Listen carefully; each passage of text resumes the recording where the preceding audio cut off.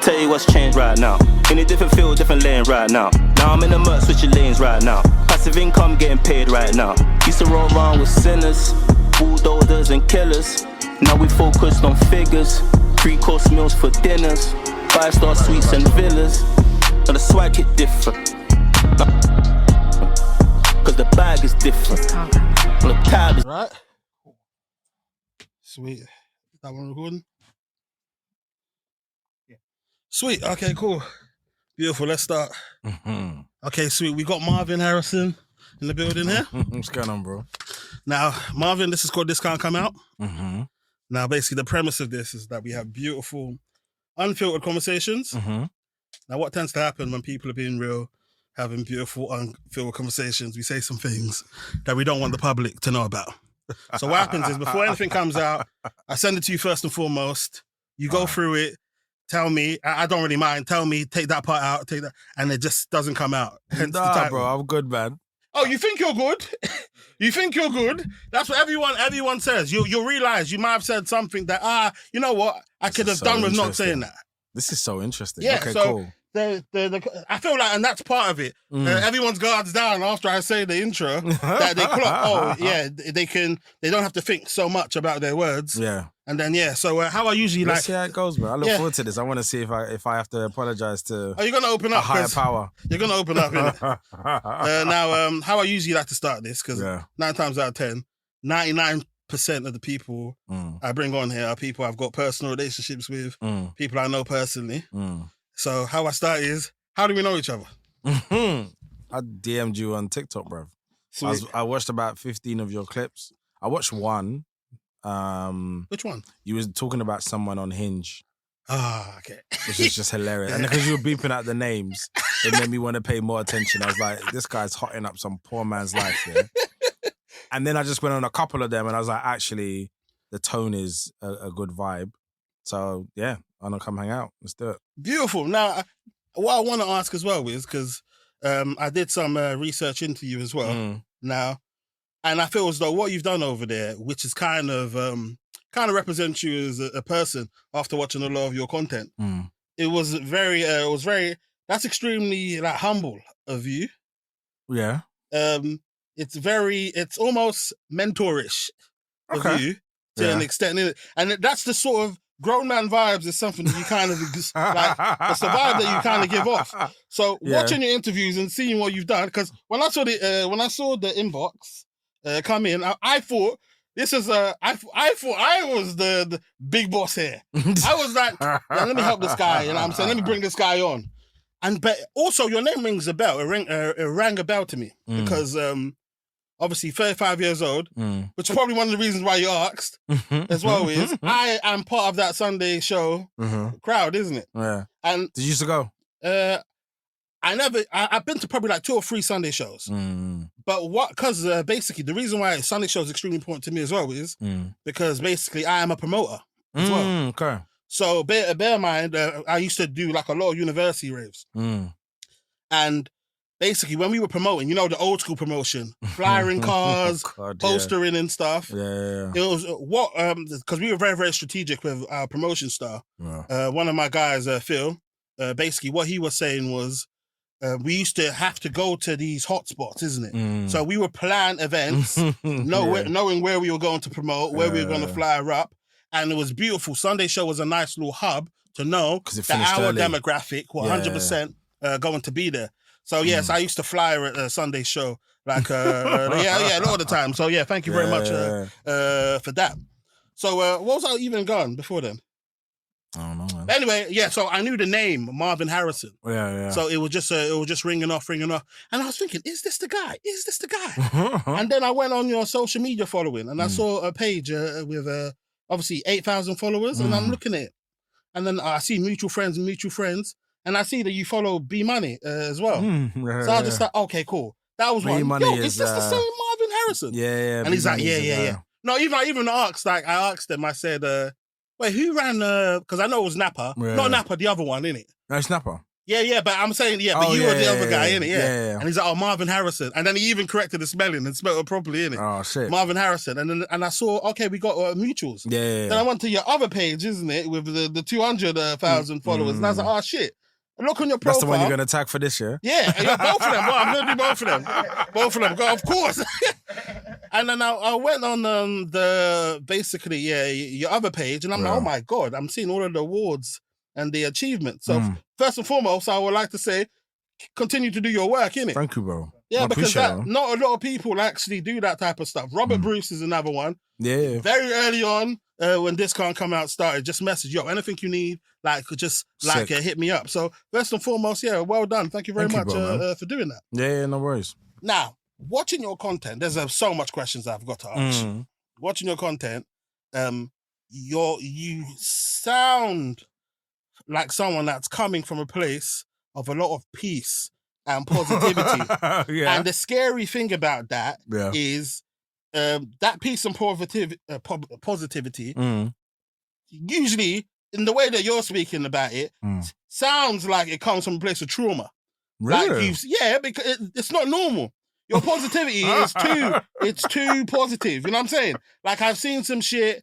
You know what I'm saying? I've seen some shit. I've experienced some shit. And you know what? I'm going to be positive. And it's it's also, because I do that as well. Like, it's kind of like, I tell people all the time, I'm actually a madman. And my niceness is worked on. So I could see when someone is working on being a better person. That's different when someone's just a nice person working on it. Yeah. So what do you think that comes from? So I have this thing of I'm not a nice person, I'm a good person. And it's a nuance, but I think it's important to me because I think a nice person is someone who's just nice and performs niceness to appear nice to people, to lower the radar on them. I think a good person is complex. Like, a good person will choke you, but then also pick you back up. Do you know what I mean? Like, I feel the yin and yang of it all is an important part of masculinity, an important part of being a nuanced individual.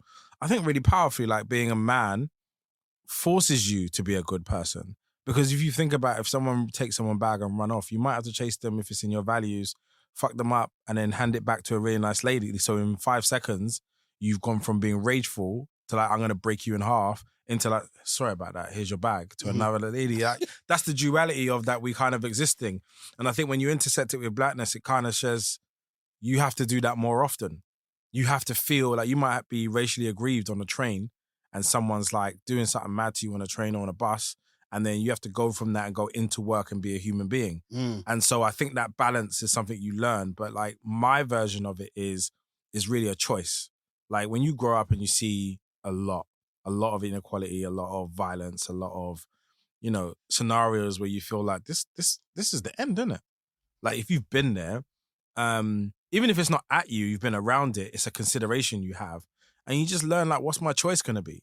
Like, I being wicked and bad from where I'm from is easy. What part of London are you from? Hackney. Oh, wow. And at 40. So that's real Tottenham Hackney days. Yeah, that's when, like, it was, like, I couldn't come here. I wouldn't even come here on a bus to go get nothing. Like, I'm not coming. And then even, like, the borderline divides of even within Hackney weren't particularly safe. Now, I was never front and line and centre. I'm not going to act like I was outside, but I was around, all my friends. Doesn't matter. Where you from? Someone asks you? Yeah, you say exactly. Hackney. So that question immediately evokes something. And I think, like, for me, it was a choice. So if I say from up until 16, 17, I was just a guy figuring out, what the hell am I doing here? Why have I been made? Like, I don't get it. And then as soon as 16 came, I just made a choice. I'm outside. These are my friends. And I'm going to roll around with them. You get to like 21 and you navigate all the skirmishes and the scrapes and the like whatevers. And I was just like, I don't actually want to do that. Like, there's no joy there. There's no safety there. There's no peace there. There ain't really any money there. Like, I can't walk around proud and be like, I made this, I did this. And I was really fortunate in university to be introduced to a guy who just gave me information. And like, that first time that ever happened, there was a guy, he actually sells Bibles outside Brixton. It's mad. And he's, at the time you met him as well? Yeah, he had just started. And I didn't know that at the time, but he found this group, and this group were like men and women, all black. They were probably 25, 26, 27. I was 19, so they were just older. and they were all in the arts. And they will all just sit in a circle. It's called verbal intercourse. They'll sit in a circle and just talk about what we would call reason, which is a Caribbeanism. Like, where they'll sit and reason. Yeah, I hear that. You know what's crazy? I saw Gig say it in one interview. And now I'm hearing everyone. The word just keep on reason. Yeah. So reasoning is a very established thing, but the Maroon, the mountain people would do that. They'll sit there and they'll have a fire and then like they'll sit and just talk about the world, how the world works. So we're sitting there and then kind of having these conversations, and it's really, really clear that like after all, even just for me, that like we don't. What I want for my life is peace and joy. I want to start a family. I want to use my skills and my gifts. I want to understand like who I am in the world. What am I experiencing as a black man compared to anybody else? And I don't feel like young black people get a chance to find out what their gift is. And I think most of the time we get pushed into music, sports. Just get ready to like make money so that you're not a failure. And I feel like the information that you get when you're telling someone to not be a failure is different when someone's speaking life into you. So I think a lot of young black people were other things and were never allowed to be them. So as a result, I was around like people who were in the charts, people who were on radio, people who were in films. I was just immersed into that. The language that they used to speak with, like the poetic, highly academic, articulate way of expressing love, relationships, money, capitalism, community, diet, nutrition, just like all those things. I'm just sitting there absorbing this every Tuesday from 7 till 9. And it really informed the kind of man that I wanted to be, but also made me understand that there's way more. So I just went on the journey of figuring out what that way more was. And I've had like an incredible 20 years of just figuring that stuff out. And I feel like my duty as a consequence of having the information is to share it in as many places that I can with the people that I think will get it, which is the most important thing. Now, you see, during this journey, you obviously, you said you was 19 when you discovered this, was it verbal intercourse? Verbal intercourse. What it's a sick name, by the way. Yeah, I know, yeah. That's why it's stuck in my head. What age did you meet Napa and start? So I knew Napa from... We grew up in the same area on the other side of the roads, but we grew up, and there used to be a place called Freshfield. I think it might be called Evergreen Play Center. So it was like one of those community grounds where they have the like, you know, the wooden playgrounds with the high swing and the rope swing and all of that. So Adventure Playground is called. So we used to go there and we used to meet there.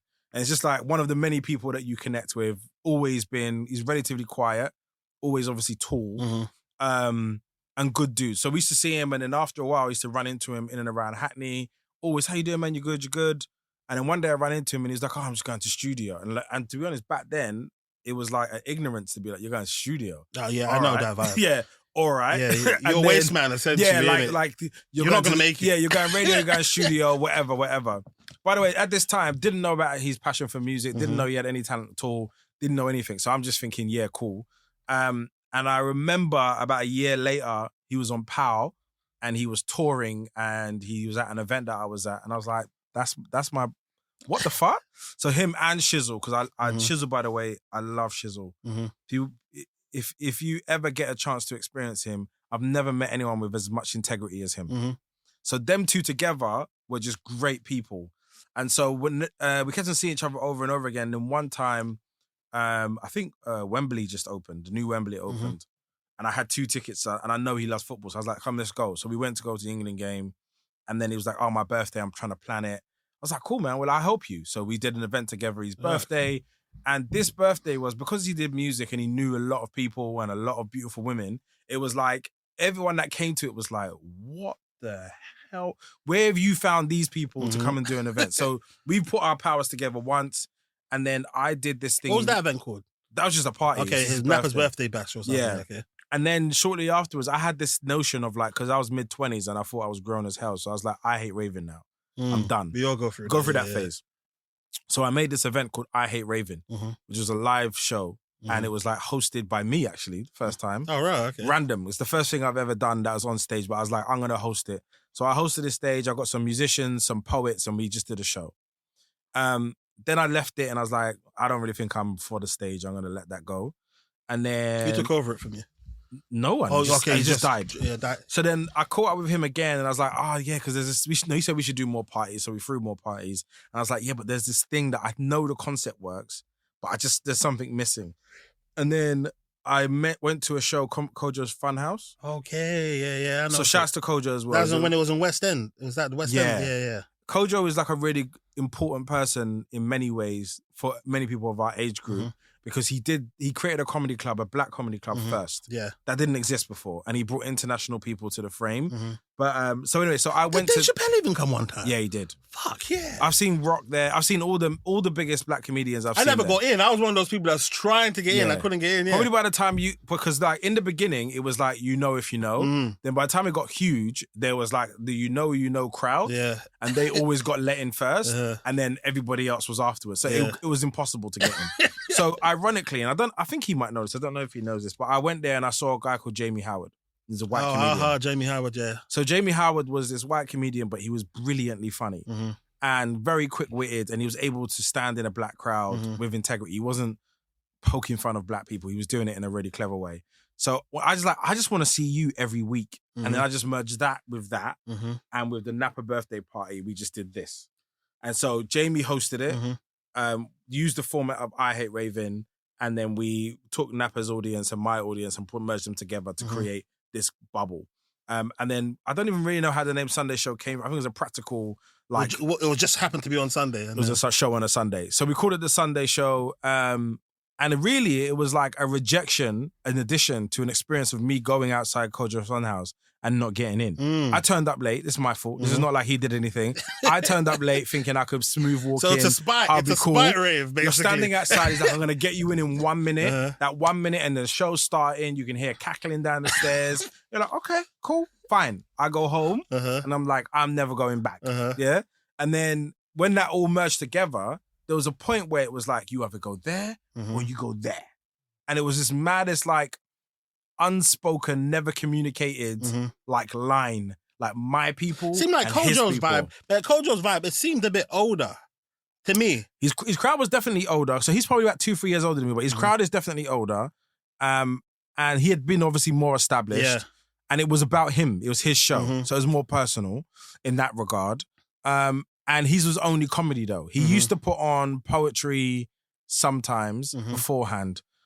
I was like, I know all of these different people and I want a variety of performance. So it also meant that Napa and anyone that he knew could perform, my people who came from the more music industry side of things, and then like any like international act can perform. By the time we did our 6-7 years of Sunday Show, it was sick. That was the run. Fucking hold on, wait, man. let me do. No, it's 5 years. It ended in 2012. Ironically, the last show we ever did was with Stormzy. It was Stormzy and Eddie Caddy were our last ever. Was that in Strawberry Moons? It was in Sound in Leicester Square. Oh, okay. So wait, because at one point you guys must have been on Slug and Lettuce or something, innit? Yeah, the basement. So the first one was Clerkenwell House, which was this beautiful venue in Clerkenwell, just on a quiet road. So what I used to do is I used to walk around, go into bars and be like, look, I want to throw an event here and try and get them to let me do it. The guy there was a black guy who was the manager and he just took to me and he was like, look, all I want you to do is just bring people and we just want to open and try and make some money. And black people don't drink, so like that. So it never really made them any money, but they let us stay there for like a year. But by the time, our first show had 30 people, second one had 50, 80, 100, 120, to the point people were like squeezing in by the back though. Every week. But that's what I'm saying. What gave you, because I do events, and I've always, one of my dreams was to actually do a weekly. I tried a weekly in the summer. Yeah, so what gave you the audacity to even, facts. What gave you the audacity to do a weekly straight away? Is it because you were beefing with Koja? No. At that point, it was no longer about him at that point. We were just onto something. But the reason why I was able to is because we were using online. So we were using like Facebook when it first came out. And we were building this massive audience. So the way I used to promote, both of us used to promote, we had a photographer, Raekwon, who was the of course, man. Everyone knows Raekwon. Old school Ghanaian dude. Yeah. Like he was just brilliant in his own way, but he had an audience by being a photographer. Took pictures with all the girls. Everybody. Yeah. So we would walk around him, go wherever he's going to be at, taking pictures, go to their parties, go to all the beautiful women, take pictures with them, say, hi, I'm Marvin. I do events. Let's take a picture. Then we'll get tagged by him. make friends of her and anyone that she knew that was at that event. And then we would invite them to our show. Then we hired him to be our photographer. So we just built this massive He cost the peas as well.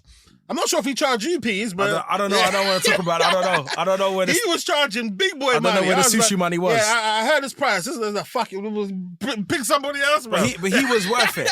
So we were so the thing is like, I'm not saying this is a massive strategy as if we sat there and masterminded this, but in the end of it, it was a really clever way that we kind of evolved it out. So obviously we had the DJ. So we had DJ Slick early. DJ Slick is brilliant.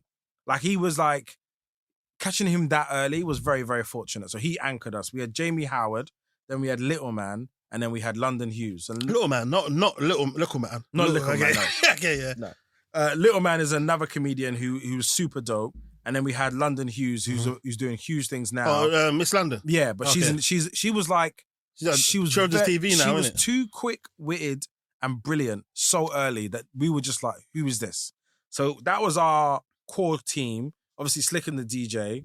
We had Raekwon on photography. Then we had us. So between all of those things, getting 100 people somewhere became relatively easy. Yeah. So when we rammed it out, we moved to Slug and Lettuce, which was in Wardour Street, which is not even there anymore. And then when I've been to one in that one. Yeah, so Slug and Lettuce was about 150. Clerkenwell House was about 80 to 100 max. This was 150, so it gave us a bit more room. And that's where we built the Sunday Show team, which is this legacy of its own. Loads of people who do big events now started doing the Sunday Show team. And that's where we found Mo the Comedian. That's where we had Axel, Dane Baptiste. We had Ace and Viz host some of those shows there. And I'm trying to think who else. So we built, Money. Yeah, B Money. So we built a big team, and basically it was like 8 people organizing the show, and they would also let well-known people. So they would extend the invite to their crew. Then we moved to Strawberry Moons, which is 550 people. So we would probably get between 200 and 300 people a week. But at that point, we had got the team to maybe 20, 30 people. Everyone was doing event pages for us on Facebook. Everybody was tagging, taking pictures. So it just created a groundswell for a particular age group. And that's where we had KG. We had George the Poet. Like that's what we did. Ryan Leslie. We did A. Marie, Joe, Omarion. Yeah. Like we had Ed Sheeran shows. We did about 6 shows with Ed Sheeran. We had a whole series with Gets. Gets, by the way, for life, wherever. Like that guy would come and he'd be like, Marv, I want to make some peas. And we're like, all right. And they'd be like, what I'm going to do, how much would you give me if I get me, Kane, He'll just name a whole bunch of people and we'll be like, we can give you this. And then he would pull this together, this lineup, and he broke the record for attendance every year through doing that. He had a criminal one. He just do that all the time. And then people started doing that. They'll come to us and be like, we need to make some peas, so we're going to pull this lineup together. So we did that about 12, 13 times with different artists, which was really powerful.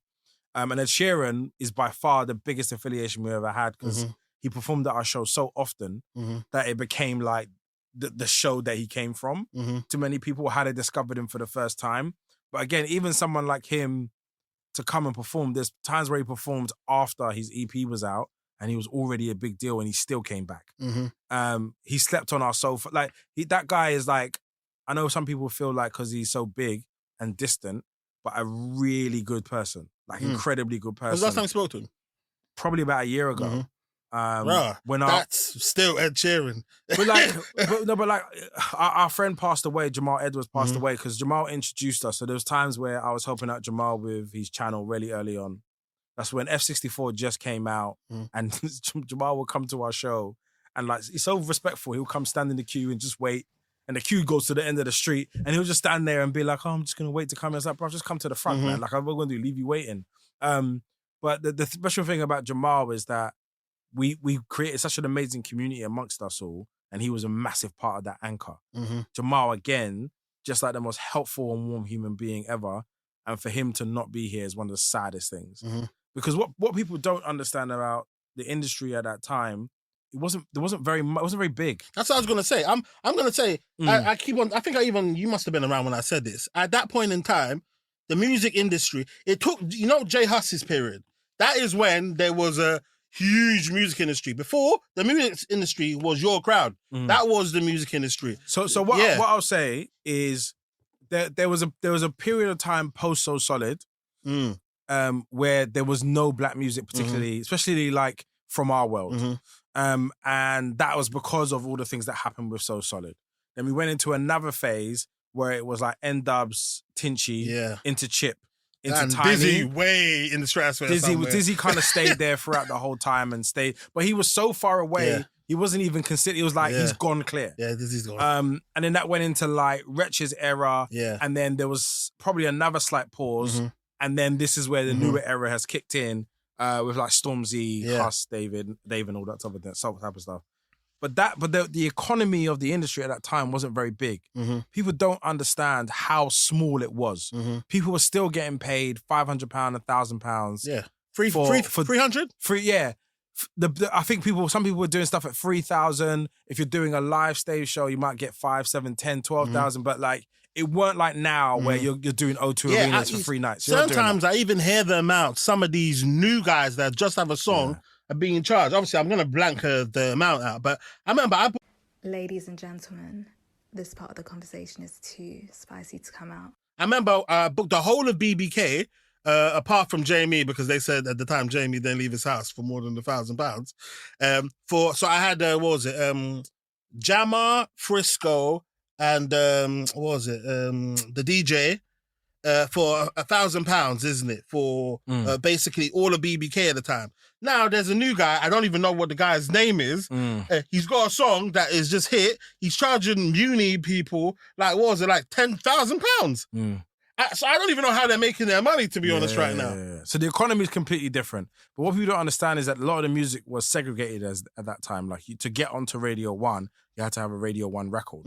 So when you go back to the albums of those time, many of them had Radio 1 sounding records because it was the only way that you can get played, and radio was the only way that you can build a career. There wasn't no out of radio experience in terms of going big. You were not going to be able to sell out a 5,000 seat arena or even 2,000 at Shepherd Bush without a single. So that whole economy, we were a part of it, and for us, it was just about. You were the main one to me. I think many because of the way we crossed over, but I think it became an ecosystem. Like the fact that you could, even as a comedian, go to 4 or 5 places, get £150 to £500 a time, or £1,000 a time. Some comedians started getting to 1,000 when they got to a certain. I won't name them, but it's like got to 1,000. It's like that's dope that people could pay and feed their families. You just don't understand how much that money wasn't available compared to like now where that's just normal. Like if I told you those numbers and those people, you were like, is that it? But for us, we were one of the biggest people paying people at the time. Yeah. And another thing I heard you say as well, innit, not to digress too far, but obviously you mentioned, what was it? Who did you mention just now? I think it was, Grime Daily? I saw a clip. It was a little banter that you did. You said you were an early investor in. No. There's an investor. Like Posty, Rashid, and Jamal, they all started at different times. But GRM was first, and so that site was gold. But one of my friends is gonna say Media Massacre. No, right? Yes. Respectfully, yes, 100%. But GRM was an incredible platform. And so at times, basically I brought over Peter Rosenberg from Hot 97. Oh, shit, yeah. And we did a whole bunch of touring. We had Stally and a couple of other people. And we linked Stormzy and Peter Rosenberg together and did this huge content piece. That content piece still going today and growing.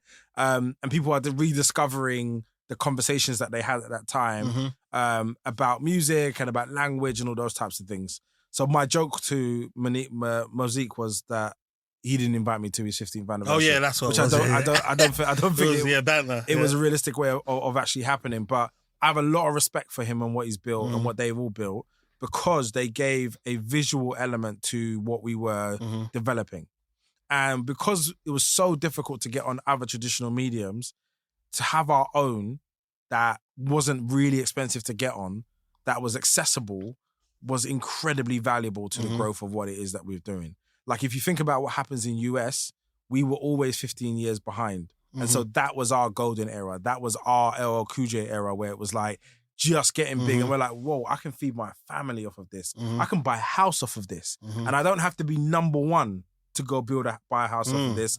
I can be top 30. That's a huge economic shift for us. And I think it's fed a lot of black people, and sometimes we don't, even just black people, just people from our communities, because it's not always just black. But my point is that the value of those platforms has been exponential. And like sometimes we don't honor them properly. It's a little bit like, yeah, but like it is literally without them, we wouldn't probably have the things that we have. So it's been very, very valuable. Now, obviously, as someone that does events now, it's a case of you were basically at one point getting people, 550 people in weekly. Now, part of the reason why I didn't stop doing events is because I feel as though having that ability is a skill. And it's not a skill that I'm prepared to lose at any point in time. Because obviously you hear stories about somebody used to doing, like for instance, someone doing something, they stop doing it and they find out that thing is what's actually popping off now. So I want to hold on to that skill of being able to bring in people.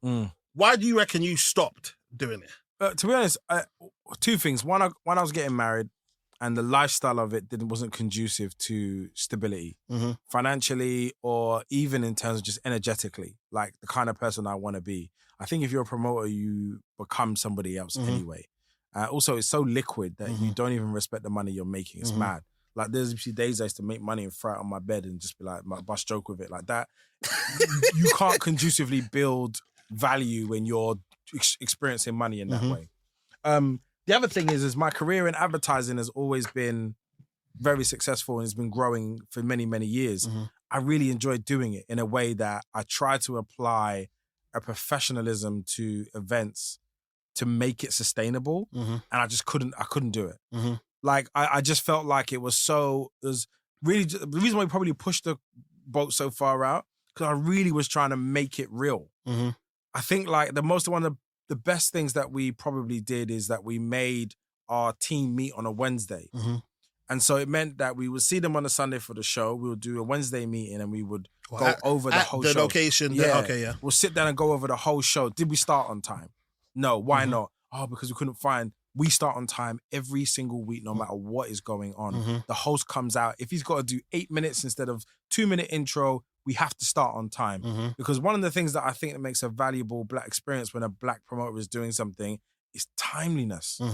It's the maddest thing. I was saying to my friend Raphael, who does UK Black Business Show, I went to his Black Tech Awards, and I was like, at no point did I feel like I was making a concession at a black person's event. I don't feel like I was sitting there being like, this is great for some black people. Like I was just like, I'm at an event that's being and run this is well. really good. Yeah. And I'm having a great time. And I was like, I remember going to places and having to make concessions with the experience that I was having, because I didn't want to be disrespectful because we're trying. And it's like, them days are over. Now it's about delivering, like 100%. And I wanted an amazing show that we could deliver.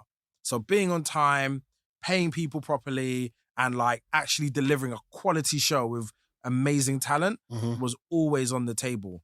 And I think when I got to the point of like 2012, we had just done everything. As I said, I look at DLT, I look at R&B slow jams, I look at any of those Recess, I look at Everyday People, and I'm like, maybe if we kept on going through that kind of quiet period when I was like, there's nothing to do between 2012 and 2015, 16, maybe we would have had a show of that side or an experience of that size. I look at someone like some of these shows and they're probably making 120K every single time they open their doors. Incredible business. But I felt for me, I just done everything that I wanted to do. Like I used to be really specific about the process, the operationalizing of an event, more so than the girls that are there or the money that is there or whatever that meant. I just wanted it to be smooth and I would be so anal about it. I used to yell at people like that. This is before I knew better. All right. Well, yeah, I didn't know better at the time. I was like, man, I was like trying to evoke this like desire for excellence. And I'd be like, what the fuck are you guys doing? You're like, the people are outside waiting. It's raining. It's 7. The doors must open at 7. You're having a chat at 7:05. Where's we can open the door. Let's go. Like, I'll be like so on it. And I think in many ways that excellence was a great thing. I think I wouldn't, now I probably wouldn't do it that way, but like it was important. And that's what the magic was of it. It ran tight and it gave you a really high level experience for literally £5. Like, where can you go now for £5 and be like, I'm guaranteed to enjoy myself? And I feel as though, not saying, because obviously I don't really know the state of UK comedy anyway, but there's definitely a space for that. Because I don't know where would you, if I wanted to see, it was guaranteed black comedy every single Sunday, and I don't even know where that place is. I don't even know if that place exists currently. Yeah. So it's like, obviously, you might not be the person to bring it back, but I feel like there's a gap for someone to do it. You could not pull together the lineups that we did for the price that we did and make it work in the way that we did. I'm saying, but weren't they the lineup? They turned out to be those lineups, but were they those lineups at the time? There was no one big. No, there big wasn't and one black bigger though, innit? Yeah. that was available that we didn't have. We had everybody. So yeah. Now, what I would say as well is, now hearing all your content as well, you sound like an extremely reasonable guy. You sound like someone that's got their head screwed up. So bear in mind, this might not come out, isn't it, in terms of a question, isn't it? But obviously, you've been married before. And basically, I saw one of your episodes in regards to your divorce as well. And obviously, don't give me any details of it. But basically... You really think that... I'd love to know what you think I would ever say. Yeah.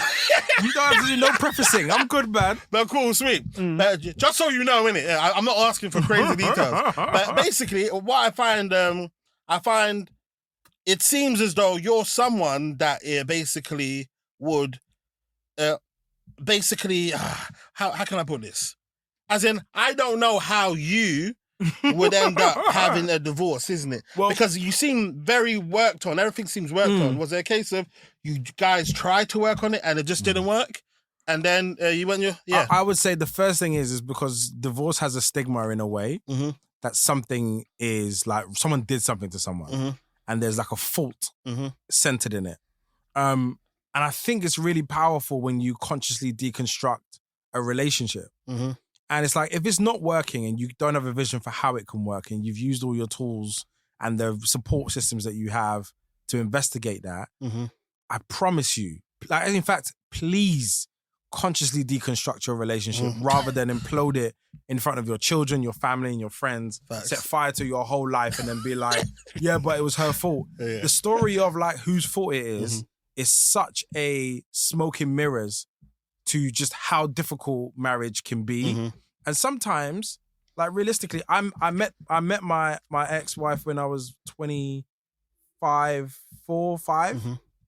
We got married by 28, had a kid at 30, another child at 32 and a half, 33. Like, it was very, very young. There was a lot of things that were still to be discovered. But what I will say, though, is like, marriage is such an incredibly powerful vehicle for a relationship and for family. If you can make it work, you've got to scrap for it. You've got to fight. You've got to do everything. Like, I can consciously say I left that marriage feeling I did everything I could do, and actually the best thing to do is now this. And I always feel like we haven't caught up in that conversation socially.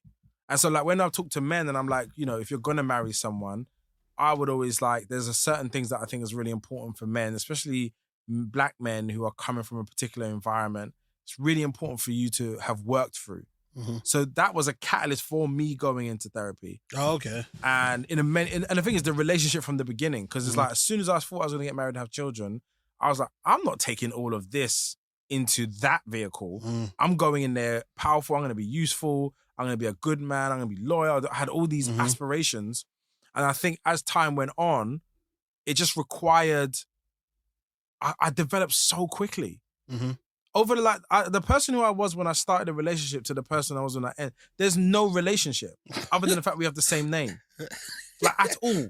And I feel like I want to really try and get this message home to people, was one, around the stigma of ending relationships powerfully versus like who you actually are and what you have capacity for. And I think too often we lie about that. We want to appear to be good people. So we say, I'm gonna, like, you know, sometimes people will be like, I'll die for my kids and like, I'll never do this. And it's just like, bro, just relax. Life has a habit of lifing you and presenting you the very exact thing you feel that you will never ever happen to you and you have nothing to worry about. And so I just learned a lot. And like, literally, we're so good as friends now. It's so funny to experience. I almost forget that we went through that whole experience because we're just on the same page. We're co-parents. What stops you? Because isn't that dangerous certain times where, for instance, you guys are so cool now, you're so cool now. Does your brain ever go to, oh, why didn't we? You know what I'm saying? No, because like, Because the knowing is powerful. Mm. The more information you have, there's certain things that you would never know, go back and do. Mm-hmm. Could be a financial thing, a type of person you dated. Never You're again, like, like an event, when we've all put our money in an event yeah. and two people turn up and you're like, yo, the way I do this is never going to be the same again. And it's not to diminish anything. It's just a respect for yourself and for the world that you understand now. Like when that happens to you, it's powerful. That knowing is strong. And I feel like men don't listen to their intuition. We just do service. And the service becomes an act. It becomes something that's not even authentic. It becomes something that I'm pretending to be. Like, I'm going to be this person that looks after everybody. But it's like, you can't even look after yourself. And I feel like that's emotional, that's spiritual, that's physical, that's monetary. Like, can you really do it? And I feel like now there's like, I want this adjustment to really kick in of like, maybe say no. Maybe abstain from certain interactions that aren't going to be valuable. I felt that one, boy. Listen, and look, because I've been through it, I can speak specifically to people in a powerful way because I'm not just saying it from a lofty, like, I'm so amazing and perfect that this is my life. It's like, no, I went through it. And now don't waste 5, 6, 7 years of your life, which is how long it's been to like recover from that experience in a powerful way. Don't lose that. You just have to, if you waited 5 years, you wouldn't have to go through that. And that's the fundamental difference. Would you get married again? And if you do, as in terms of, obviously, remember, because at the time, we can't basically go over the fact, at the time, you were 100% in love, you 100% were getting married for the right intentions, and you 100% at the time thought that you would be with this person for the rest of your life, isn't it? Now, are you able, as in, has that done anything to you to stop you getting married again? Well, my answer is to whom? Because it's contextualized. Like the idea of just getting married as a concept, I disconnect from that. Okay, yeah. Like if you say, would I get married to Rihanna? Even to that, those dreams are not. I don't even have an aspiration for that. Those lofty ideas. I'm just like, to whom? I guess you need to see the person needs to be in front of you. You need to see this individual first. What's the context? To even what's their values? What's their behaviors? What's their dreams? I haven't asked you this before because the way you came out with the answer, bro, it just comes from one place. It's the truth. It's like, it's where I'm at, and I feel like that's an important question to ask. Is like when you're getting married, like there are some people who want a wife, and there's some people that want to be a husband. They're two different people. If you just want a wife, that means you think you are it. And like now this woman's going to come in and do this, and this for you. I want a wife. I'm ready for a wife. And there's some people that's like, I want to be a husband. I'm ready to serve. There's a different type of person. And so when I go through it and I think about it now, I'm like, to whom? And if it ever presents itself in a way that's compelling, of course. But I'll be stupid to say no. Because I'm 35. Basically, a lot of people say I should be married, isn't it? Why? The world thinks that. Why? But basically, I don't know if I'm hindering myself because mentally, my vibe is, okay, I can end up liking somebody, yeah? But that's not what marriage is, isn't it? Marriage is the ability to navigate through when I don't like the person as well. The ability to love the person unconditionally in forever. Well, I would say even simpler than that. Marriage is a business arrangement. We've made it a romantic arrangement, and it's not a romantic arrangement. It's about business. It's about where does your assets go when it's like combining your assets, you are now one entity. That is a very conscious thing to do. If you don't have assets, what's the point? And if you do have assets, are your assets class matched? The anchoring of all of it is the stability that you create together in an asset sense. Then from there, that's the foundations of your anchoring in your relationship. The next level up is like, do we like each other enough? Like, are you my G? Like, are you my G?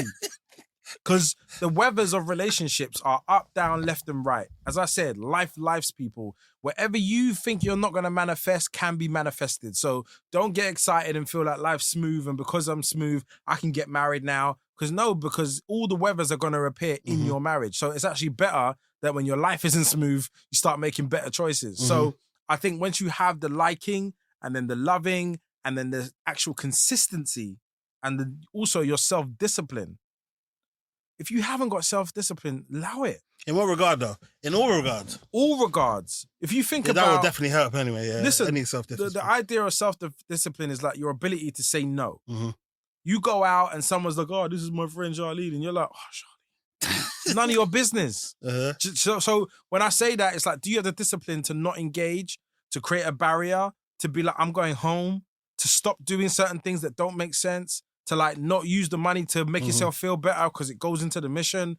That's a discipline. And a lot of us haven't been raised to understand how money works, how family works, how real family works. If you think about the anchoring of marriage was really from the idea of like you would have agricultural land and you then had that separated and then it was like, I am the deed owner to this land, which is why men could only ever have land in their name up until a certain point and all bank accounts and all those types of things. And then it was like, now I have children who are going to inherit this land and I need to secure that through marriage. The whole thing is a business.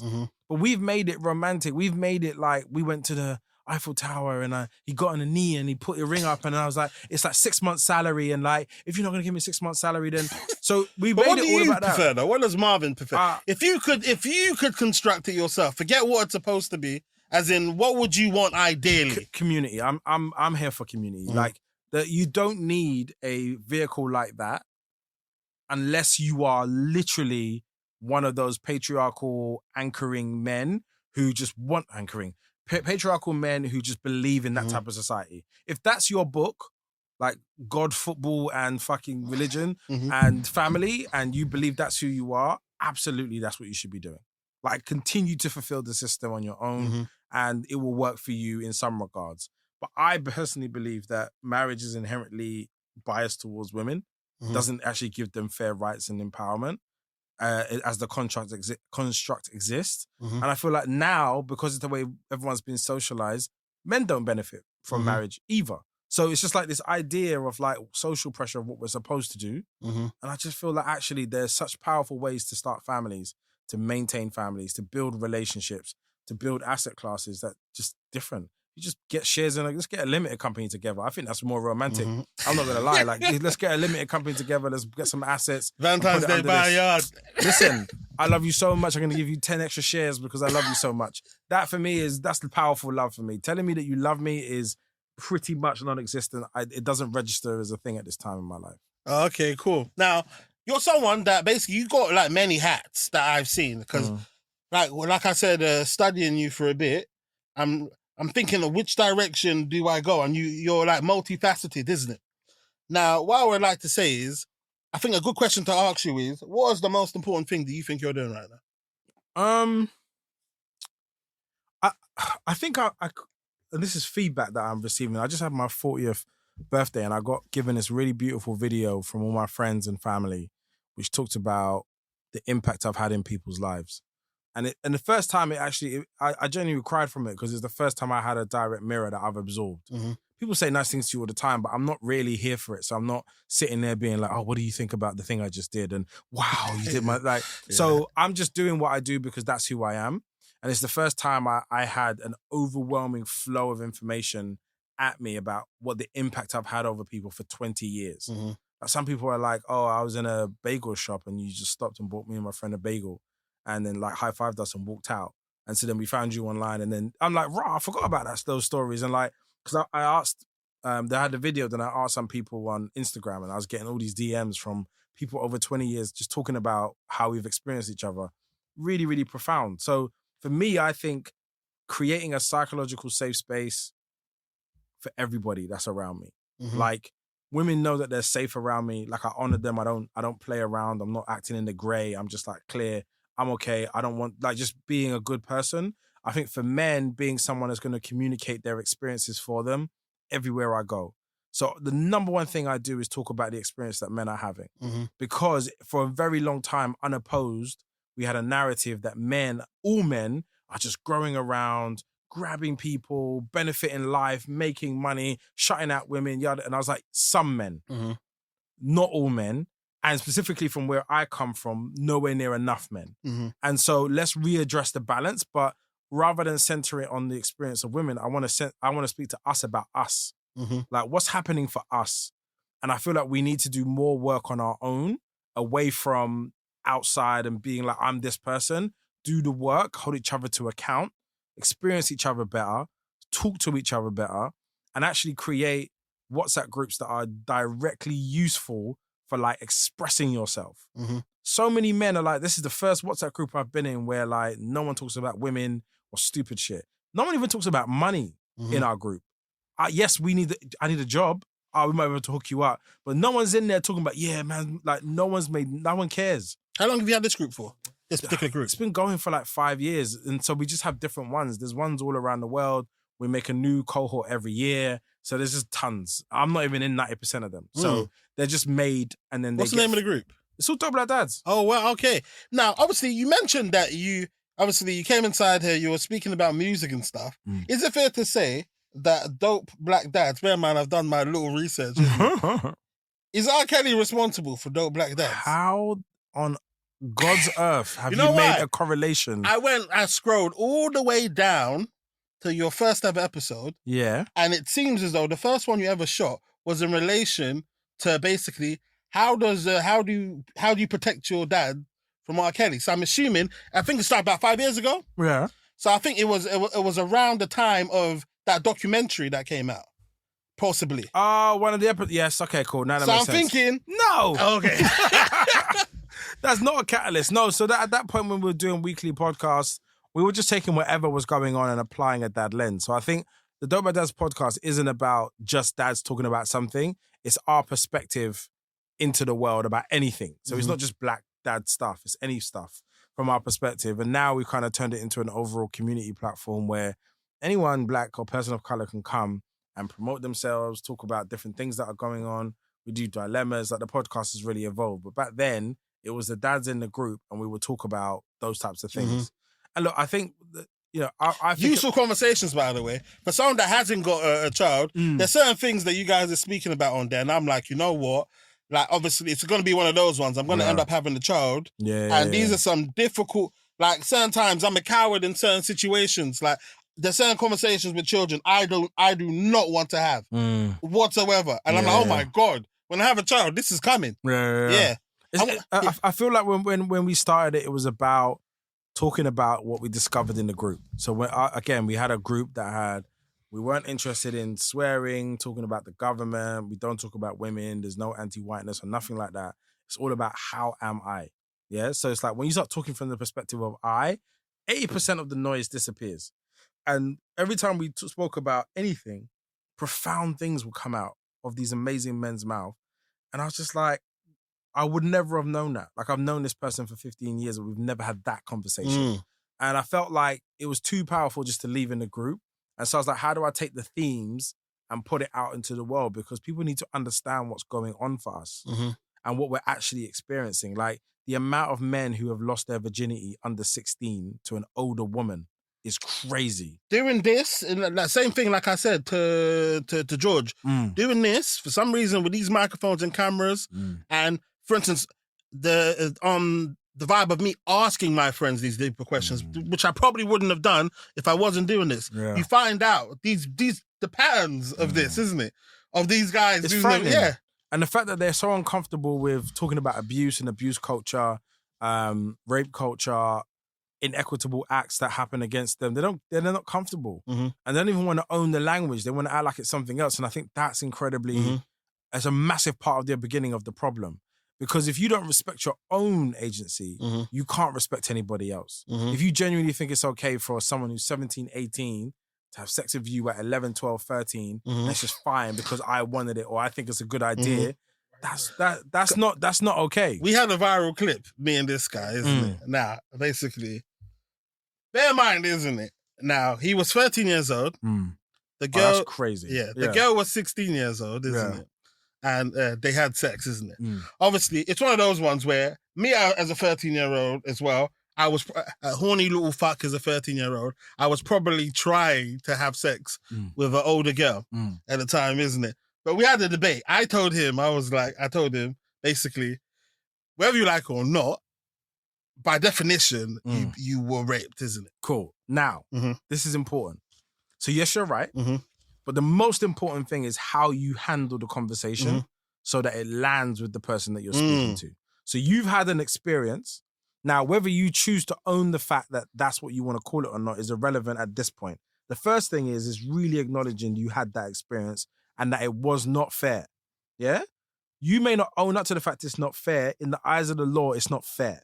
Okay? Because it's really important for you to be able to own your relationship to yourself and your own sexual experiences and be able to make powerful choices about who and when and if and how this happens.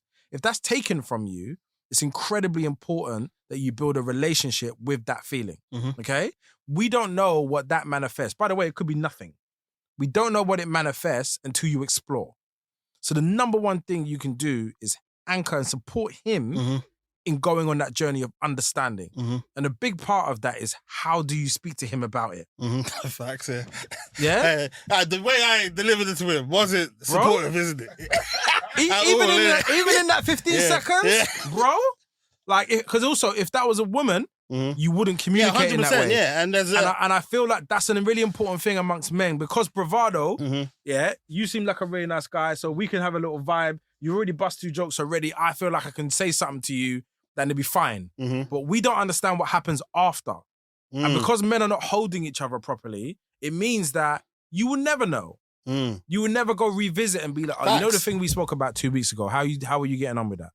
Yeah, facts. In my circles, all of those things are happening because... Yeah, I remember. In fact, you even had... I listened to one of your voice notes because that thing you do in terms of like checking up on people randomly, I do that from time to time, isn't it? You know what? I just thought about you, haven't spoken on you in a long time. In fact, Isaac said I saved his life one time, isn't it? By doing that. So one time, just message, and I heard one of your voice convos of someone send you a message. Marv, like, you don't even realize what that did for me. I needed that day. He left you like a long message. Listened to all of it. But like you said, in terms of, and as a man, me, I definitely hold that bravado. 100%. As in, I could be feeling things, and it's like, you know what? Certain times I feel as though, no matter how wrong it is, I feel as though it's my duty as a man certain times to not have to feel a way about certain things, you know? So I'll say this, because I feel like whenever we talk about men communicating their emotions, everyone gets scared as if like all men are going to fall into a hobble on the floor crying about their experiences and no longer be able to provide and protect and whatever. It has no bearing in the relationship to your ability to do the things that you do. In fact, it will allow you to do them with much more precision and consistency.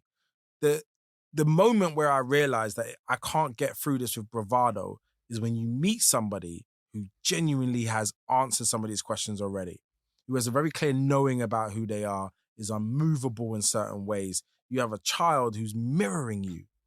They see how you get up, brush your teeth, scratch your ass, go over there, make food. Did you get up and make food, or does she always have to get up and make food? What kind of mood are you in the house? What's your energy in the house? If my energy in the house is messed up, my kids are feeding that. And that's where they're getting meaning out of their existence. That's who they become as a result. So I had to go in and go to my therapist and sit down and find the ugliest thing that I felt and thought of the time and just say it out loud. I don't feel like I'm okay. I get angry so often, but the anger lasts so long. What is going on? I had to go back to the beginning, my earliest thoughts of anger, 9 rage, times out of 10, it's usually disappointment, embarrassment, shame, all these, and go in and tackle. And every time look, most of the time when I speak, most men understand that this is the authenticness. But for the small group of men who are like, nah, man, and they let their ego come out, you're not ready yet. And that's absolutely fine, because it does take a minute. But when you're at home by yourself and you acknowledge that your life isn't working for any reason, you will revisit the things I said, go back to the places that I told you to go start, and start rebuilding yourself. It's an intentional thing. Do you like? I was even saying, I had this really amazing podcast with poet Pops, who's a basketball player, and we were talking about the things we saw growing up. And from the age of 14, 15, but till 21, the amount of people we knew that died and went to jail. How many times we had knives, guns pulled out. I went to EQ to go see Miss Dynamite perform Boo. And on the outside, people are getting shot at, and it's a dead end. So everyone's running in one direction away from a gun, and everything's just coming this way. And I'm hiding under a car for 45 minutes because I'm like, I ain't going out there. What for? what that does to you is so violent, and people don't get it. So when you see me here now, like together and measured and thoughtful and reflective, and I can apologize now. Yo, it was a journey. Do not dishonor the work I put in to become this person. This is why I say I'm a good person, because I will still choke somebody. But at the same time, I will do everything I can with all my capacity to not make that to be needed. But that we understand that language too. Like I came from that. And I think that's the most beautiful part of our existence is the yin and the yang, and we should embrace it, but we should really honor the fact that we've come from somewhere, not be sloppily moving around, engaging in unhealthy relationships, like having unhealthy sex with people and dating people that aren't going to be compatible for you and working in jobs that tell you ain't anything, you're nothing, treat you like absolute shit.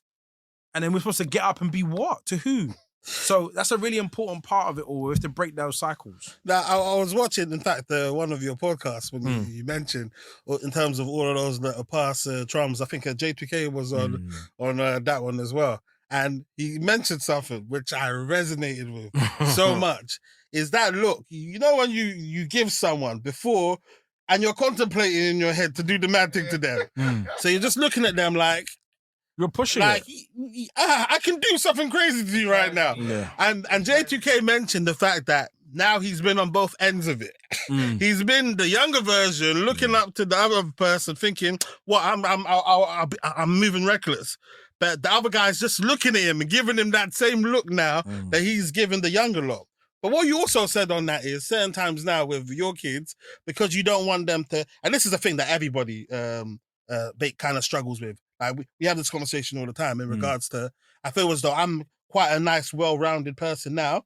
I've had nice experiences. And I'm saying I haven't been in prison. I've been borderline. Luckily, I haven't been stabbed. I haven't been shot.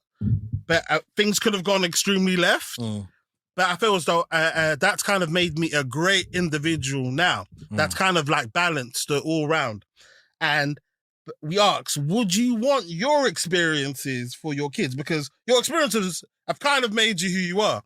Now, what you said is your children have no business to experience the trauma.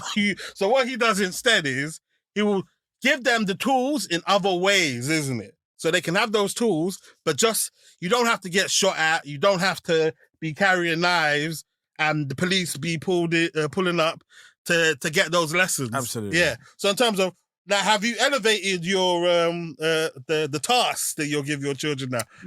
Look, so now it's about honing them into a vision of who they are. So the number one thing is that I get them to practice their values. And the way that I do that is I recite their values back to them. And then we talk about how you go through every scenario in your life. So if they go to school and they're having a challenge at school with a particular thing, we say, well, how does that work if you do this to them? What would someone that does this say right now? And that's a practice, but then it also needs to be done in a practical sense. So my son is doing it with football, my daughter's doing it with art.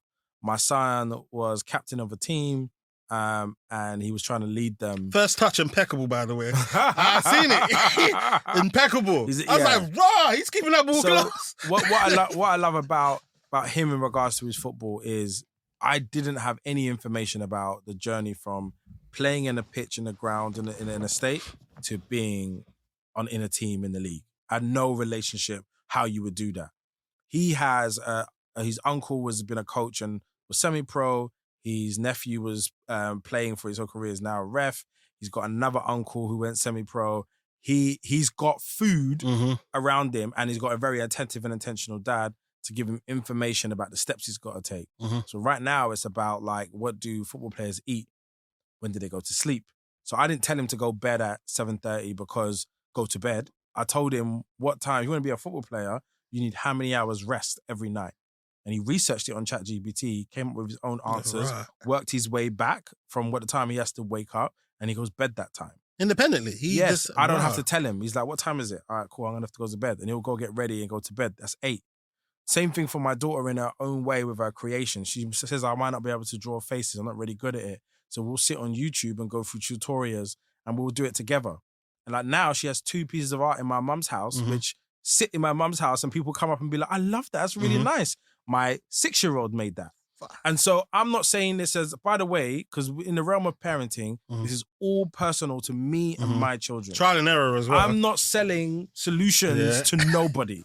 Yeah? You will find your information. But my point is that I challenge them to do the things that they do. I don't just tell them what to do.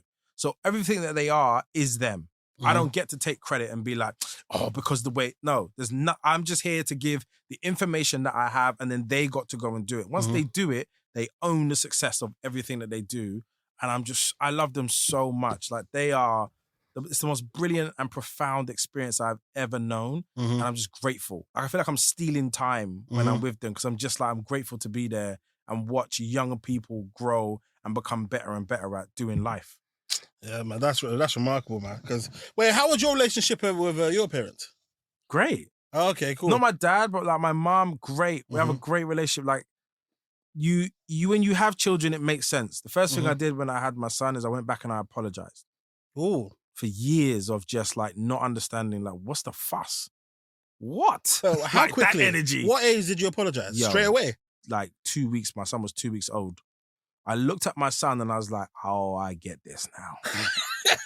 Your need and desire to protect us is so great that you will cuss us to the nth of the world to make sure we understand when you leave this house, you are carrying this family's name. Don't go out there and do stuff that makes people have to come to my door, that makes people embarrassed to know that came from this house. I used to think like, Mom, what are you talking about? I'm just going. But now, my dad did shit that didn't make no sense. Like for instance, come home at 11 o'clock. I come home at 11:30 by accident. He'll stay outside. Bro, what do you mean stay outside? If you care about my health. Bro. You just said a madness. What I say? You accidentally came by 11:30, bro. Yeah, 11:30 p.m. You were told to be in at 11, though. Yeah, but like, for instance, one time, imagine this. One time, this is a true story as well. One time. Hold on. No, but hear me out. This is the reason I was late. Wait. You have to reconcile. Yeah. Before you get to explain yourself, you have to apologize to him for being 30 minutes late. You can't go into your story before you acknowledge maybe the boundary. See, look. Wait. Yeah, because we're gonna let's do this. We'll do it. Let's do it together. Yeah. This is important. Okay. Yeah. You created a word. Yeah. This is integrity with your dad that you'll be back at 11. Whatever happens outside is irrelevant until you reestablish the new integrity with your father. So if you call him at 10 and say, I just got arrested. They're not going to release me for 45 minutes and I won't be able to get home until 1:30 and there's nothing I can do. Please, can I have the integrity of reestablishing that with you and come in at 11:30? But I'm pretty sure based on the passion that you had for your 11:30 that you didn't communicate that 100% before didn't. the deadline. There you go. But I'm saying, for instance, I'm not even saying I had a mobile phone these times, isn't it? Bruv, that's your responsibility. But You're outside. Now, Marvyn, I want you to put yourself in a situation. In fact, everyone here can put themselves in a situation. Bear in mind, isn't it? Bear in mind, I want to go out again. So this is the predicament I'm in. I've told my dad I'm going to be home at 11 o'clock. So I must have been maybe like, say, 15 or something, around 15 years old. So I probably did have a mobile phone, but I probably didn't have no credit. So what's happened now is I'm on my way home. I'm on time, looking to get home, like 10 minutes too, innit? The police stop and search me. Say they've got evidence that basically two black youths over here, they fit my description. So they stop me. The bus goes on. I have to wait for the next one. And now I'm 30 minutes late. Now my predicament is... So you were naturally 15 minutes late. So you were already beyond integrity and now you were late. No, so now I'm not. But I'm saying now that I've missed the bus, I'm like 30 minutes late home. So before I was going to be around I was going to be early by 10 minutes or so. Now my predicament is... Tell my dad what's actually happened, which is police contact, which is probably even worse, even though I haven't done anything, but it's probably even worse than telling him that, I'm just late, or just be like, I'm late. So I come there, I tell him, I told you to come inside 11 o'clock. He didn't even listen to me. What he did was said, go back to where you came from. So my thing is, do you want me to be safe or not? Because right now, you're telling me to come home 11 o'clock for my safety, but right now, you don't give a fuck where I go. What sort of lesson is this? And how did that make you feel when he told you to go back where you came from? I was pissed. I was fuming. And what did you do? Basically, just stayed there and waited, basically, till my brother I knew roughly the time he slept, so I stayed in, because he had like a little patio. Stayed inside there, isn't it? And then knocked the door. My brother came and opened the door for me. How long was you out there for? Probably like a couple hours. That's big, man. Is that good parenting, in your opinion? No. So I'll tell you two things, yeah? You'll have to cuss my dad, by the way. I'll give you free reign, innit? If you want to. I would have anyway. Yeah. So I'll tell you this is two things, yeah? From the perspective of you, an experience you went from, there's nothing worse than being stopped by the police and being aggravated. It is so dehumanizing to be affiliated with crime when that is not what you're about. Yeah, it actually impacts and changes. It's like an alchemy happens when those things happen. Your body physiologically changes and you become resentful and actually sometimes aggressive towards them. At the time, I was about crime, but at that particular point in time, I didn't do anything. So you went through an experience at the hands of the police, which is not nice. Yeah. The second thing is then you go to your one place of safety. You get there and you get told to leave, right? That is absolutely not okay. And it's a horrible experience again. So you've had two compounding rejections and horrible experiences at the hands of two people that have authority over you. Yeah? So you have every single right to be absolutely angry with all of those people involved. Yeah, and hold that. The only other thing that's incredibly important for you to understand is your relationship with the integrity of your word. So when I say something is going to happen, it's going to happen. If it doesn't happen, I'm responsible. If I had got here and you were 5 minutes late, I'm not doing this, I'm going home, I have to wear that. I can't be like, yeah, but I came from wherever and you don't understand because the person, all the reasoning in the world is a waste of time. It's absolutely just on you to be home on time at all costs. And when you start building your relationship with yourself, fuck everybody else, with yourself on being on time, on point to your word. So either you give your word or you reestablish your word, watch what the fuck happens for you. Because people can now hang their hat on you. You are a timepiece. And whatever you say happens. If I got you, I got you. Now that's a very different experience. But at the same time, that doesn't diminish what you went through, but it does teach you the consequence of not being home on time, in your house, on time. This is all the things that can happen when you break integrity. So to yourself, I'm not going to break integrity. Now, in relationship to you, is he still alive? Yeah. So in relationship to your father, because he's Nigerian and clearly a man of a certain age, because that rule is tough and strict as hell. It's ridiculous. Yeah? I know the man of that era already. Yeah? Your gift in his lifetime, for as long as he is here, is to extract as much information about who he is and why he devised those types of ways of raising you.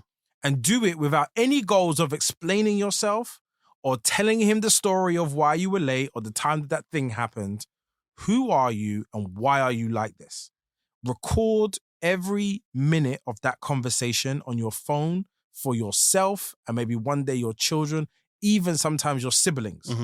But that is your gift from him between now and when he is no longer here. It will transform you to understand where men like that have come from. Have you done this exercise? That way. Absolutely waiting to have it. Oh, I don't know where my dad is. Oh, wow. But when I find him, it's going to happen. It's a powerful experience. So I've done this with my mum. I've done this with people that have known me for a very long time.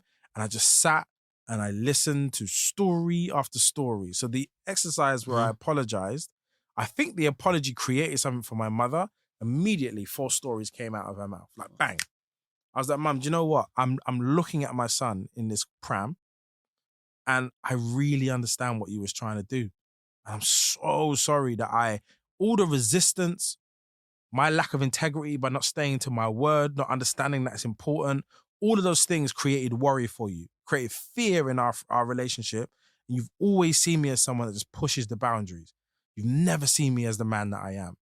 So she got to see that the other day on my 40th birthday with a room full of people on the TV screen being like, Marvyn, you've changed my life. You've helped me. You've brought me some of my best memories, yada, yada, yada. While I'm sitting there and absorbing all of this love that's in the world for me. But she wouldn't have known that otherwise because we have, every parent, there is like a lack of knowing of who you are today. Your parents don't know that you're having this profound conversation right now. It's your job to tell them. This is what I'm saying. Rebuilding your relationship with your parents is the hardest thing to do because your story about your parents is profound. I'm pretty sure every experience you've ever had that made you feel unloved, unconsidered, second rate, not listened to, I have no agency here. All of those feelings exist, and it means that you treat them with a little bit of that. Like, I'm not giving you my best self. You're just going to get, I'm just here. Facts. That for you is one of the biggest distractions because you can't love anybody if you can't love your family. If you can't love your family, how can you love a woman that you meet and be like, I'm going to protect you, look after you, with all that feeling and rage and furiousness inside you bubbling and disrespect bubbling? She will get a lot of that frustration. So the number one thing, and by the way, I'm very present to parental alienation. Sometimes it is bloody required. Like, some parents are for wild. mental health purposes, Come on. If your parents are directly abusing you, hitting you over the head and doing absolute madness, to this day, there's no relationship to rebuild. Safety. Run. But if your family are not even reachable, but if you have a connection to them, go do it. Serve that mission and watch how your life changes again. What if, obviously, and this is not my case, because I feel my parents are, as in, I've got good parents, isn't it, that I can speak to and reason with, that underneath everything, I know for a fact my parents love me. But what if someone's in a circumstance where their parents are manipulative? You know what I'm saying? Where you've given them an opportunity now to tell you something that they're just going to use to kind of... It happens. But understand that then your job is to symbolically kill off your parents. Oh, symbolically? Oh, you say, brother. You lost the first word, left your head. You're like, what? So your job is to kill your parents, is what I heard, if you think about your parents, okay? Your parents are Susan and Jim. I don't know. Ade and Femi, I don't know. Yeah? They are two people that were a version of you. And at a certain age, their growth was interrupted by having a family.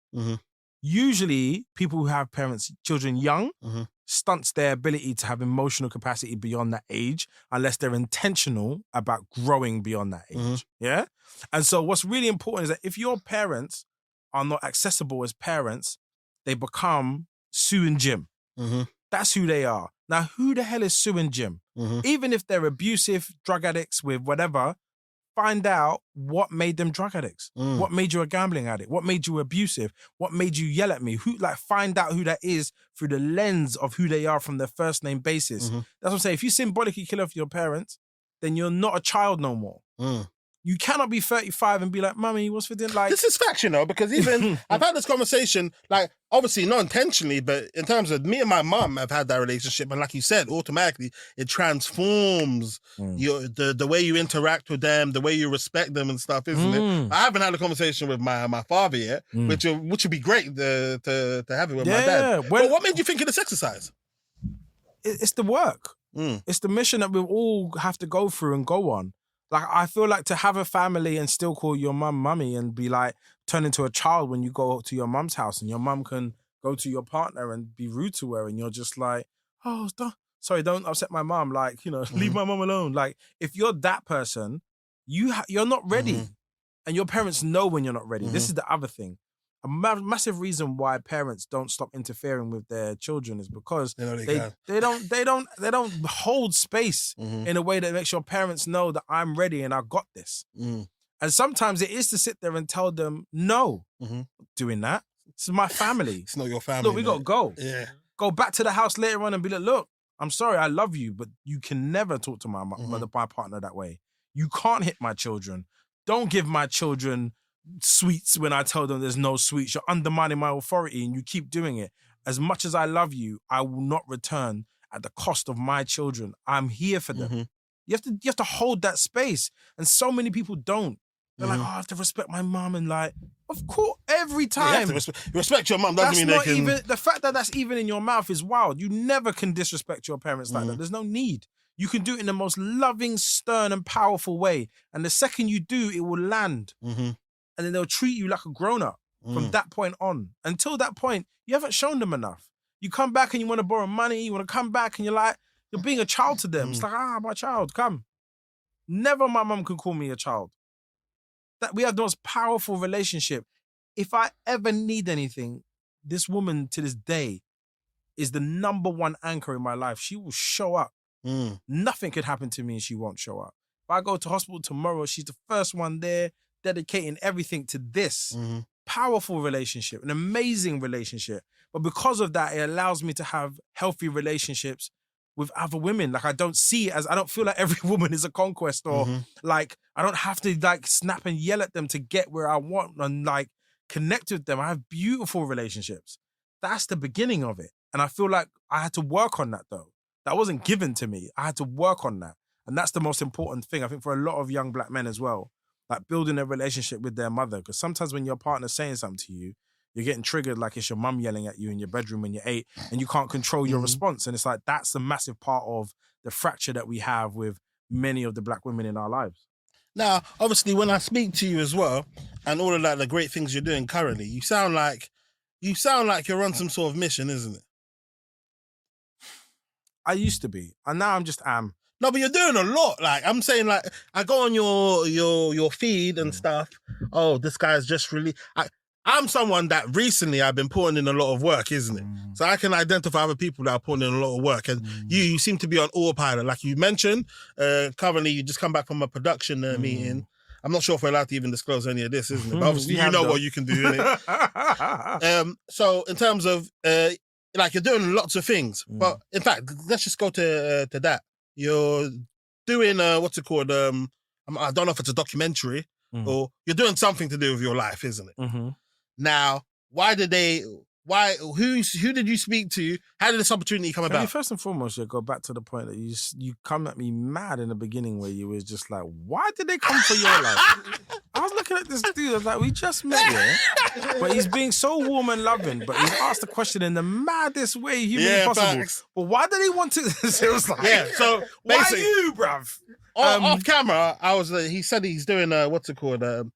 Basically, he's working, he sold his life rights to someone to work on a production. So what I meant to ask was in terms of who thought it would be a good idea? Who thought it would be a good idea in terms of what happened when someone saw? Maybe I'm emotionally unintelligent or something, innit? I don't know. Even in your attempt to refine it, you said it mad again, but it's fine. Yeah, I get it. You know where it's coming from. I understand, and it comes from a good place. Yeah. So how did that come about? So the whole, in essence, the movement that we started around fatherhood created some really powerful conversations. Those conversations resonated, but not only in blackness, but across all communities. So there is a dad experience that everybody is having and an intersectional dad experience that everybody's having.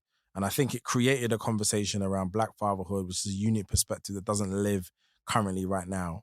And some incredible people came up to me and just genuinely just asked me, like, was asking me more about the actual community, but I think they were asking originally from the perspective of, I want one.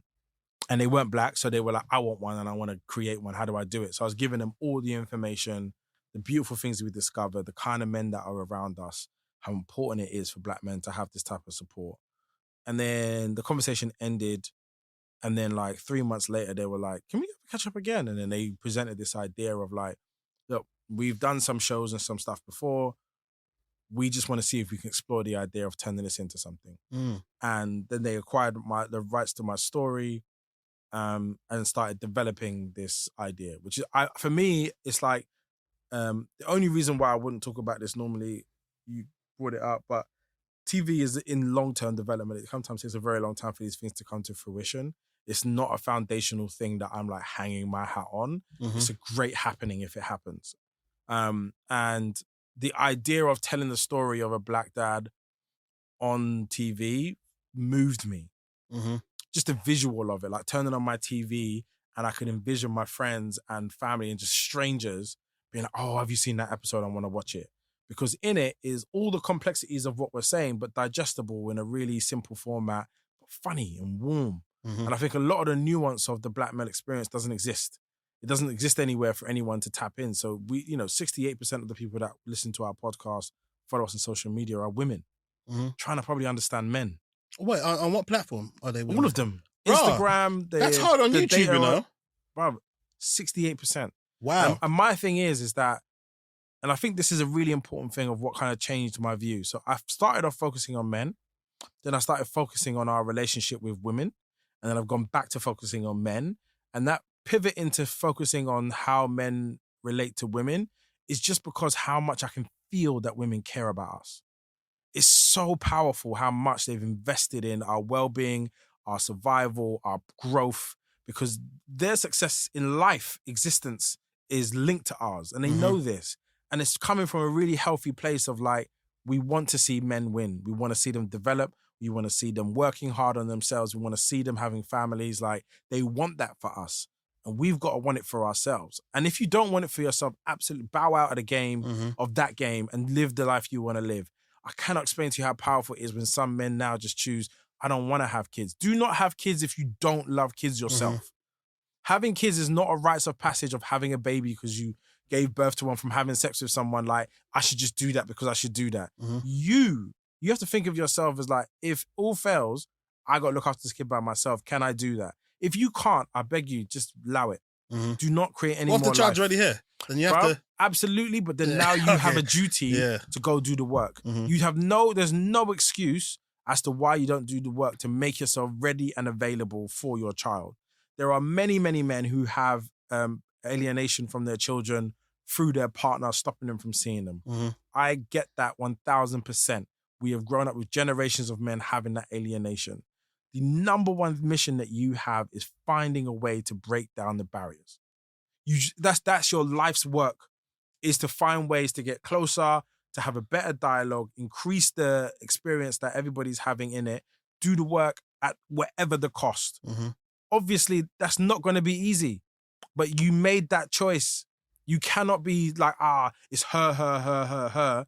You made that choice. You weren't sleeping. She didn't extract it out of you and put it in herself and be like, deal with this. You sat down and saw something, connected to it, and it's gone left for whatever reason. It doesn't actually even matter. When there's a child involved, those things get abandoned. Whatever is going on in the mother of my children's life, I'm invested. I can't sit there and be like, oh, that sounds mad for you, and then you go about my business. Like, no. And I feel like there's so much disruption and a lack of peace. The broken home is not when the dad leaves, it's when the dad stays away, is when they're alienated. Leaving is not always the biggest problem if you are able to form healthy relationships. It's when you don't come back and check. When you create a secondary family thinking you can solve the hurt from the first family with the second family, then that doesn't work. Then you need a third family. And you just think it's right that I can make children because I have a seed. So I'm going to pollinate the whole fucking universe and have children that I don't care for and I can't provide for. That's the maddest thing for me. I hold so many men to account. There's no peace around me as well. So some men stay away from me because I'm like, bro, you just got to go back in. Like, take a break, take 2 days off, take a nap, go back in. Like, 2 days of a nap, you might get cussed out, bro. But if you can't handle that cussing because of whatever's gone on, then you got no chance in life, bro. Your seed is your child is fundamental to your peace on this earth. In terms of, I don't know if there's a link, but you must have been asked this before, because obviously Dope Black Dads, that's ironically your baby, isn't it? Dope Black Dads, isn't it? Now, do you feel there's a link and there's something in you that stems from the fact that your father wasn't around that is made it more imperative for you to not only take on the privilege yourself of being a great father, but also to actually preach that gospel as well, you reckon? I always say it's always simpler. And I don't want to be someone that's a stickler for language, but I'll tell you now, Dope Black Dads is just a happening of a particular time. It happened because I was looking for answers and I couldn't find them in the existing world. And so I created a resource and a space for those answers. I'm not even in the place of Dope Black Dads right now. Like, that was a fundamental, important anchoring point of my life where I was able to get support to go off and go and create what I was creating. But it's just a happening. There's one, I have a coach that I work with, and one of them was like, gave me this profound notion of like, the most powerful thing you can do and the thing that will tell you if you are truly ready for this world is if you can build something profound and then leave it. Not abandon it, but you can walk away from it and just let it exist on its own. I don't need to say that I'm Marvyn from Dope Black Dads to justify my existence. And I think that's a really important thing for me, is that I built it and it's now just a service to many things and it helps a lot of people in different ways and I'm incredibly happy for it. But I've moved on in that mission. The reason why I go back and anchor it is to invite more men into that thinking who are not there yet. And then just go and engage with it. We've actually created over 400 episodes. Go go listen to them all. There's nothing more profound I can say to you in person that doesn't exist in those episodes. Go into those episodes, you will hear the journey of a man that was in like some dead clothes, sitting in a studio trying to have this conversation that there's tears on there. There's like powerful stories on there. There's the journey of how I went from like not feeling like a dad at all, like feeling like a failure, into being the most proud, beaming human being of all time. The code is in there. That's a gift. It just exists as a free resource, like free at the point of use. So respectfully, like that was a really important time of my life. At this point now, I'm just like, there's other things that I want to communicate. There's other spaces that I'm walking into. And the goal is that I will create a resource or something that speaks to how we improve our time here. I'm really focusing on men right now. I do have a thing for other areas of life, and I want to make sure there's more respect around the lived experience or like the LGBT or trans community. I can't stand how sometimes homophobia just drops out of people's mouth and just thinks it's casual. Like these aren't real people. And then we ask for like things for ourselves and say, yeah, but like you have to respect us because we're black. It's like, yo, if you can't respect others, don't ask what you're asking for. You're on a heist. You're not willing to give the compassion that you're asking from other people. I give the compassion. So when I ask for it and I don't get it, it's clear to me energetically what that is. But I don't go around stealing and taking and like grabbing from people and then being like, yeah, respect me. But then you come and I'm like, what? What do you want? Like if you messaged me, I still would have turned up. Do you understand? If I have the capacity and the freedom, I will be here. If I don't, I just say I can't. And it's as simple as that. And I want to instill more or find the people that have values in that way. That's a really important thing to me. So when you get your moment in the sun and you're everywhere and you've had your big moment again and again and again, go pick somebody up and bring them through. There's no point doing it on your own and being like how amazing you are. You don't even need that repertoire because everybody already thinks it. What you need is true impact. And you will get there because I can already tell by your energy, you're looking and you're open to the information. Most people aren't. That already puts you steps ahead. So just keep going with what you're doing, but make sure you bring people with you. Don't just sit there and take. Now, obviously, another thing, when going on your page, it's probably one of our last topics quickly. You mentioned, I feel like we're going to argue about this, isn't it? No, we're never going to argue, bro. J. Cole, isn't it? J. Cole? Yeah. What about it? Now, you had a post. Basically, in fact, yeah, give me full context on what you were saying in regards to him apologizing, isn't it? I think J. Cole, like, first of all, I don't listen to J. Cole. You don't? I didn't rate him musically in the sense. Whoa, so I'm saying there's too much passion, bro, for... I can flip out. He's not even here. He's the GOAT. You can't honor him. He was the GOAT. So I'm not really a J. Cole fan musically. I think he's a great rapper, but I think if I want to listen to something thoughtful, I think Kendrick is more in my zone. I was raised on Jay-Z and Nas. They feed me more than enough music, and I don't need another person's... I'm in that space now. Yeah, also, like, me and J. Cole probably about the same age, and he always felt like college rap to me. And Kendrick was more about the art, and so using his voice as an instrument. So from an artistic integrity point of view, I just enjoyed him. And then if I want to speak to the next 10 years of my life, Jay-Z and Nas just talk to it all the time in the most colorful ways, like God did. If you ever listen and break down that verse in true and you understand it, you will understand the journey of man. 444 is a perfect biopic album. If you want to talk about the key areas of men's life from 30 to 50, it's all there. Yeah. So I'm not a huge fan of him, but he's been on a hot streak for 18 months. Been incredibly like consistent, versatile, doing stuff, just executing. He got so hot, he's got a #1 single with Drake. Tune is incredible. I love the song. I think it's a great song for the moment. It's not like a legacy tune. No one's going to care about it in 2 years, but right now, great song. And at the height of all of that, and in the build up to his big album that he's talking about, the fall off, he has a moment outside of himself where he speaks on someone he respects, a colleague of his, irrespective of what was happening before. He left his values. 2 days later, on his own stage, his own platform, in front of his own fans, he went and apologized. If people can't respect the power of that, this is where by the way, all of this does just sorts the kind of men that I know are where they need to be. If you're a guy that gets that, you are a man that's ready. If you don't get it and you think this is weakness, are you mad? That's the most powerful thing you can do. But let me give you another analogy. Now, for instance, I'm a bully. Yeah. I'm going around. Do you feel that way, or did someone tell you that? No, just say it in this analogy, innit? Okay, I'm a bully. Yeah. I'm going around people, and then I see you. Mm. And then, for instance, what I've done now is, innit, I've seen George over there. I've slapped George. And then I've seen you. And then I've slapped you. Mm. And then basically you slap me back. Mm. And then you say sorry for slapping me back. No.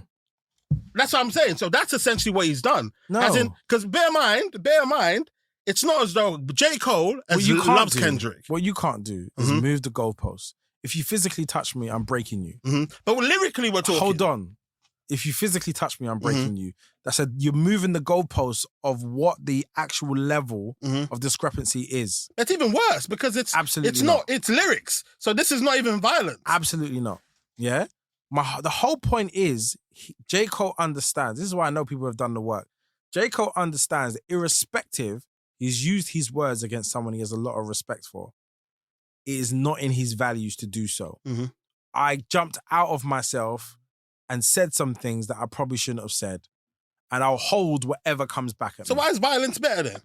Violence is not better. It's a different framework. Yeah, but I'm saying, if you so why does physically it touch work me, in I'm going to violence, break but you. it doesn't work with because words? you're physically touching me. That's an invasion of my physical space. Oh, okay. That is a direct threat to my direct safety right now. Words mean nothing in the ether. But that's what I'm trying to say. So the implications are less with words than they are with physical violence. So why are you making it about physical violence? Because nobody touched each other. It's but words. I'm trying to say, that's what I'm trying to say. So I'm trying to say in terms of why does he feel the need to apologize for words but won't apologize for violence? Did someone hit someone? There's no violence at all in this equation. Yeah, and there will be no violence. So why do you have to apologize? Remove the violence because you're confusing. Okay, cool. Nobody got hit nowhere. In terms of the words, okay? Because energetically, it does other things too. Mm-hmm. So if I come on this podcast and I'm like, 4 years ago, this person did this, and I named them, and I'm just like, this is what happened, this is your life, this is who you are, this is what I know about you, whipping it just constantly, you clip that up and put that into the universe, yeah?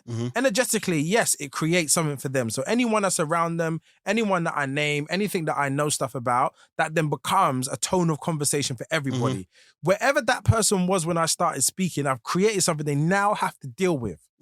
On top of just being black, just being a person, just being existing, I've created that for you. But also understand energetically, it creates for me too. Yeah, facts. Yeah, 100%. So now everyone's looking at me like, I can't tell Marvyn stuff because whenever we fall out, we're going to use that. It changes the relationship we have with everyone. So what I'm saying is, if you understand those laws, you respect those laws.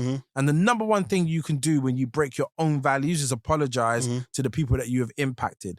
Because going into the world of rapping and dis-rapping and beef or whatever you want to call it is an energetic shift. And you may have to stay there for weeks, months, or years. You don't even know. Why? To what value? To what value?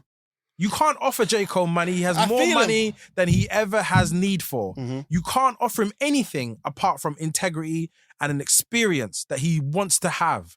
So the number one thing he can do is apologize. You don't know how powerful that is until you reach that point of maturation and you have that experience yourself and you can sleep in peace. So many of us forgo our peace to look good to other people. Yeah, he definitely got rid of that. He really didn't really care. But now nobody's thinking about him. We're thinking about Drake and Rick Ross. But we don't know what Kendrick says. If Kendrick says something, absolutely. But he said he's already going to hold it. Yeah. So whatever it is, have it be said. It will go out into the ether and it will dissipate. And as soon as a week goes by, we'll be talking about somebody else and somebody else. French Montana will have a remix with Thingy with a Pusha T soundbite on it. And we will be forgetting that J. Cole even said anything until he drops a hit and we'll be like, oh, it's a hit. But why I do think this is going to happen is I feel as though this, basically what he's essentially saying is he doesn't even care about this we're wrapping up. He doesn't care about this top 3 thing no more. So I believe his album is probably going to be, he's just going to let his raps do the talking in his album, and it's just going to be an amazing piece of work. Make great music. People, there's nothing else to sell other than making great music. And I tell you now, whatever the big hip-hop story was before this, do you remember? Did he? So where's the energy for that? That's actually more important. Where's the energy for that? That's ongoing energy, but No. But it died down a bit. What's happening with it?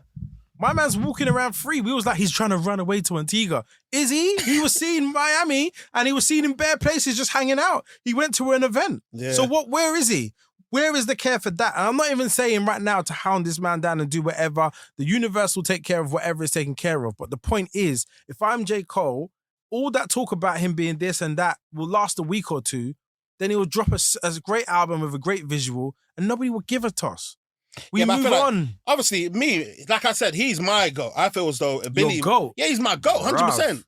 I'm losing respect for you. I had a lot. No, but I'm saying, if you don't know, J. Cole is that guy. He's that guy.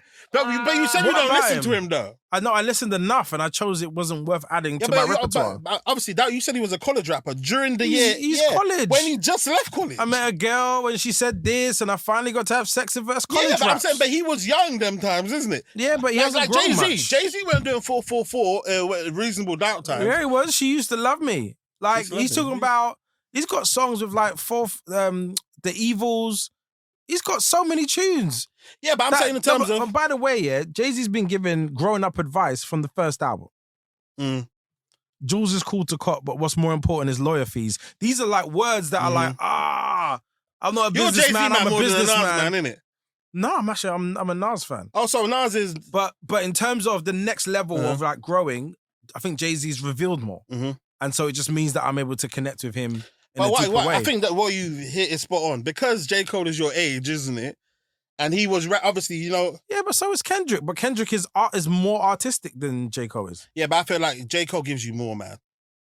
Okay. Yeah, that's just personal opinion. I don't see it. But lovely to have you on. I feel as though there's so much to speak about that I couldn't get through. I've actually got to go to the Dave Chappelle show. That's why I'm like looking at my watch. Flexing on us. No, bro. It's a good... I'm looking forward to going to see what he has to say. It's one of those things where I feel like sometimes I don't get to enjoy many people on the top of their art form. I've seen him about 4 or 5 times, and this is a small, intimate show, and I'm looking forward to catching it. So hopefully it's good. Jeez, well, hopefully we'll get you back on again. You know what I'm saying? Yeah, we'll do it, man. My for guy, sure. sweet, lovely for coming on, man. Thanks. You, bro. Wait, where is the show, by the way? White Sea House. Well, what do you reckon the capacity is? Small, 150, 200. Tell you what's changed right now. In a different field, different lane right now. Now I'm in the mud, switching lanes right now. Passive income, getting paid right now. Used to roll around with sinners, bulldozers and killers. Now we focused on figures, 3-course meals for dinners, 5-star suites and villas. Now the swag hit different, cause the bag is different. Well, the tab is